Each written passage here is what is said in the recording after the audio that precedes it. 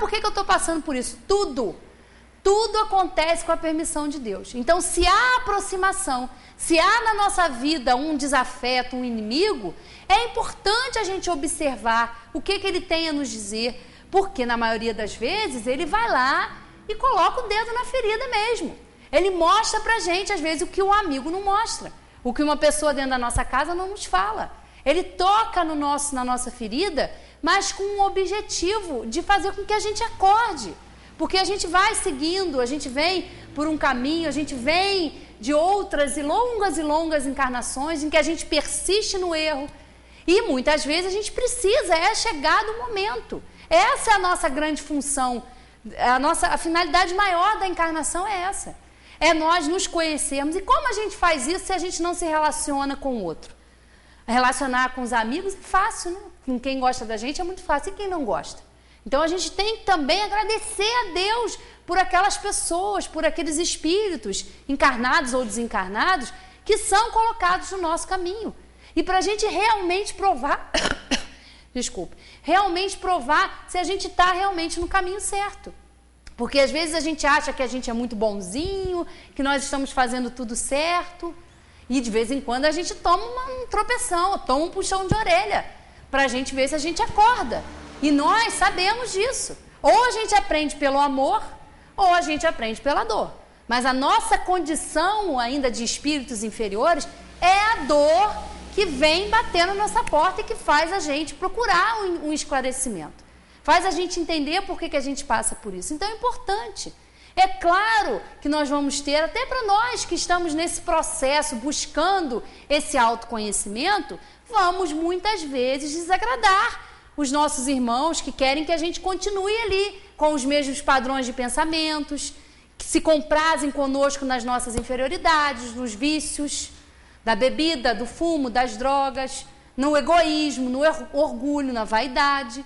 Então é preciso olhar para dentro, é preciso cuidar do nosso espírito. É isso que Jesus chama a atenção para nós nesse capítulo em especial.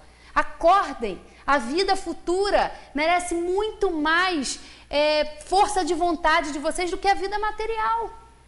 Precisamos trabalhar, é claro, estamos submetidos à lei do trabalho, à lei do progresso, que são leis de Deus, mas precisamos fazer por onde ter força de vontade. Nós temos essa força de vontade para nos desenvolver intelectualmente, a gente corre atrás para aprender tudo isso aí, a tentar administrar todas essas informações que a gente recebe, que são muitas, mas precisamos cuidar do nosso espírito, porque quando nós formos, o que nós vamos ter de mais valioso, o que é eterno, o que é indestrutível, é o nosso espírito. O corpo fica, como todo o restante, com casa, com apartamento, com iate, com qualquer coisa.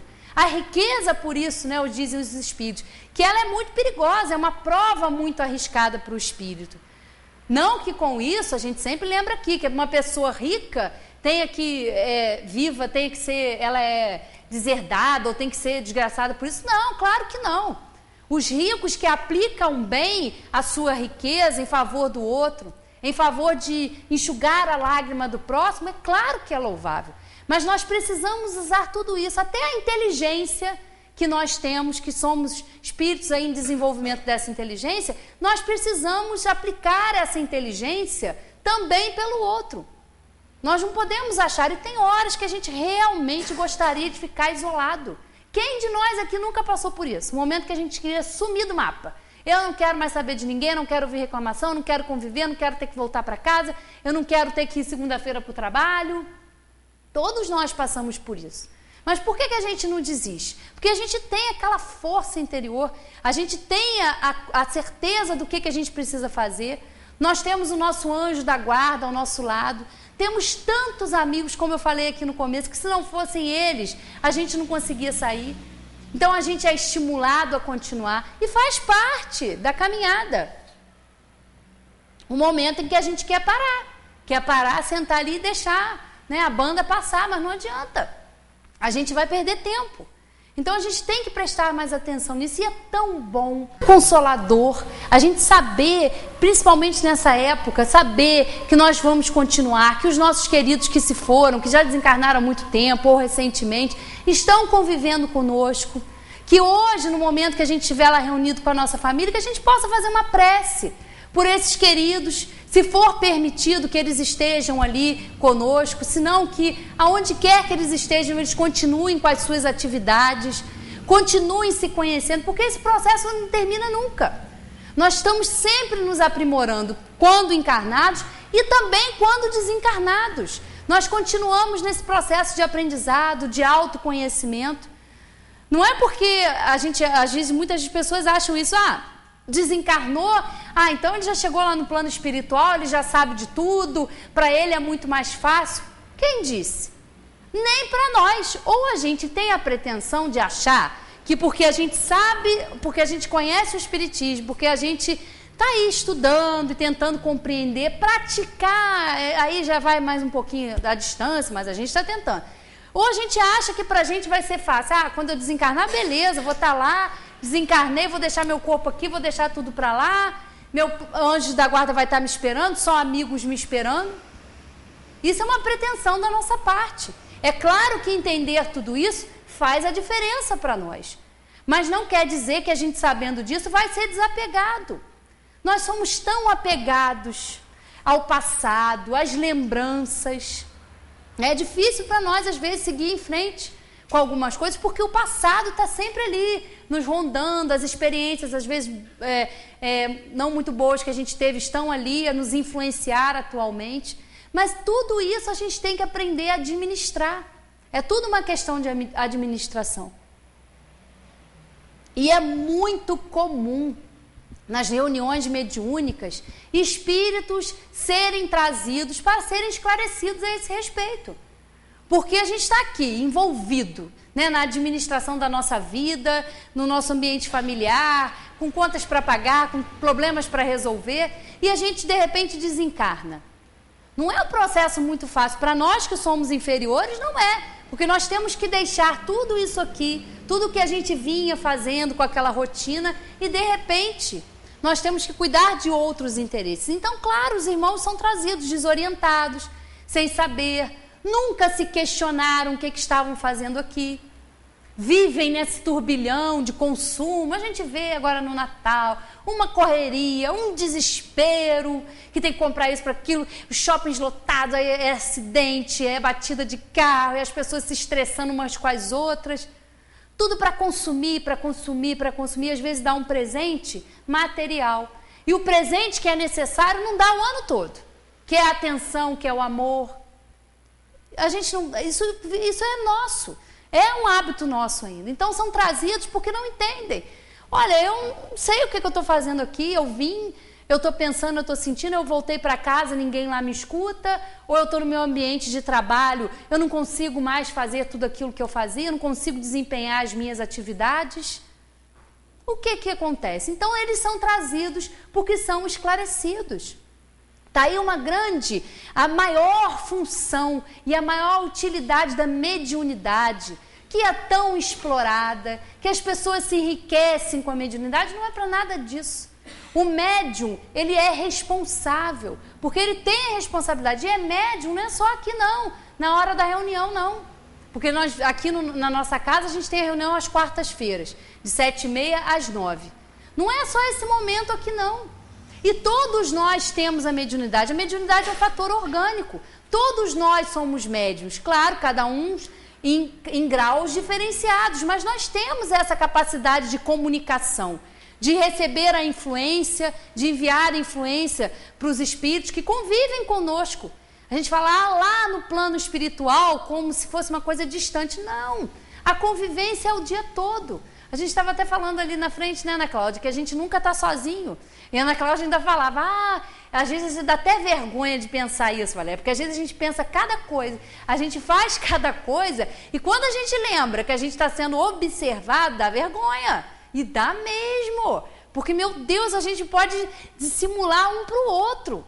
Mas para os nossos irmãos desencarnados, não tem isso não. Eles estão nos vendo como nós somos realmente.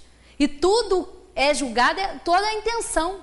Se nós estamos vibrando no bem, nós, é claro, vamos ser ajudados. Agora, se nós estamos vibrando no mal, é claro que também nós vamos ser ajudados nesse processo. Então, é importante essa ajuda que é dada. A mediunidade tem essa utilidade. O desenvolvimento mediúnico, a educação do médium, ela se faz necessária. E é para esse objetivo, com o objetivo de esclarecer, de ter humildade para saber que aquelas comunicações, aqueles puxões de orelha que a gente leva ali sempre, não são para os outros que estão, não é para o outro que está sentado do nosso lado, não, é para a gente em primeiro lugar. E auxiliar a esses irmãos que não entendem. Há quantos e quantos séculos nós fomos ensinados nesse padrão de que existe só uma vida, que nós estamos aqui uma única vez, que nós vamos para o céu, para o inferno.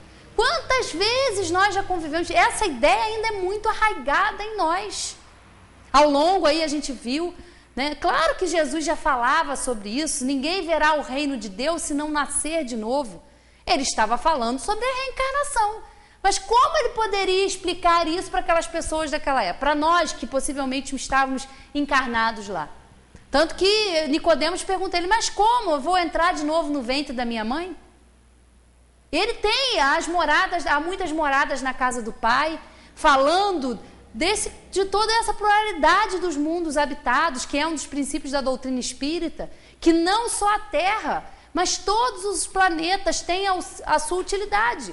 Deus não faz nada de inútil. E é claro que nós podemos nos comunicar com esses irmãos nossos de outros planetas que estão no plano espiritual. Então, olha a importância da mediunidade, de se estudar, de esclarecer. E é muito bom, é um trabalho muito importante, só que requer também muita vigilância.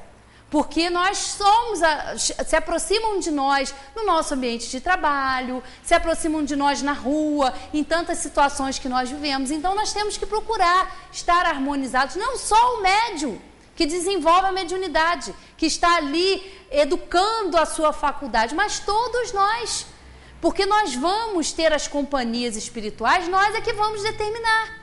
Se nós estamos vibrando, se nós estamos na tentativa de ser melhores, nós vamos ser ajudados por tantos amigos que já nos precederam, pelo nosso anjo da guarda, que é esse espírito superior, que tem como missão nos auxiliar. Tem a missão como um pai tem com um filho, não de interferir no nosso livre-arbítrio. É bom a gente esclarecer isso, porque às vezes a gente coloca muita responsabilidade na mão do pobre do nosso anjo da guarda, achando que ele é que é o responsável por nós, e não é. Ele tem responsabilidade até certo ponto. Ele nos auxilia. E toda vez que nós ouvimos a sua intuição, os seus bons pensamentos, nós vamos longe, a gente consegue ultrapassar as nossas dificuldades, vencer as nossas barreiras. Mas ele respeita também quando nós não ouvimos, não damos bola para ele. Ele está ali falando, está ali instruindo, mas a gente não quer. Então ele deixa, ele não vai, não quero mais esse protegido. Não, ele está lá, continua com essa tarefa, mas ele se afasta momentaneamente. Ele deixa a gente aprender, a gente sofrer a reação daquela ação para que a gente aprenda. É o mesmo exemplo das crianças que a gente dá aqui. O pai está ali ensinando, falando para a criança, olha, aquilo ali é uma tomada, aquilo ali dá choque, não põe o dedinho lá na tomada. A gente fala, mas a criança não ouve até o dia que ela põe o dedinho na tomada e que ela toma aquele choque. Nunca mais ela põe o dedinho na tomada. Então, o nosso anjo da guarda tem essa tarefa